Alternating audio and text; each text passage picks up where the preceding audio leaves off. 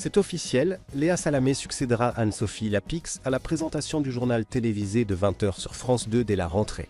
Un véritable tournant pour la journaliste de 45 ans, déjà bien installée avec son émission Quelle époque, mais qui s'apprête à franchir un nouveau cap dans sa carrière. Une rentrée minutée au jour près. Selon Voici, France Télévisions a posé une exigence incontournable. Léa Salamé devra être de retour à Paris au plus tard le 25 août, après ses vacances en Corse avec son compagnon Raphaël Glucksmann. Une journée de plus. Cette deadline stricte vise à permettre les derniers réglages avant son entrée en scène au JT, véritable vitrine de la chaîne. Objectif, être prête à 100% dès le premier jour. Pas de place pour l'improvisation, le timing est serré, la pression énorme, l'enjeu colossal.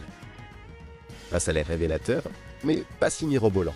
Côté rémunération, Voici révèle que Léa Salamé touchera 25 000 € par mois pour son nouveau rôle. Un montant certes conséquent, mais inférieur de moitié à ce qu'une chaîne concurrente lui aurait proposé pour animer un talk show. Mais on le sait, le 20h, c'est pas qu'un contrat, c'est un symbole. Une institution, une vitrine nationale, un levier d'influence unique dans le paysage médiatique français. Léa Salamé, une ascension méritée.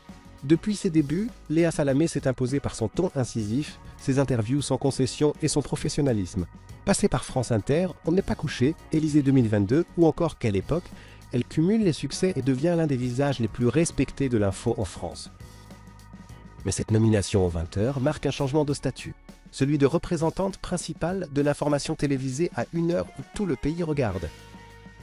Prestige, rigueur et pression, Léa Salamé joue gros à la rentrée. Saura-t-elle convaincre face à une audience exigeante et un paysage médiatique en pleine mutation? Le compte à rebours est lancé.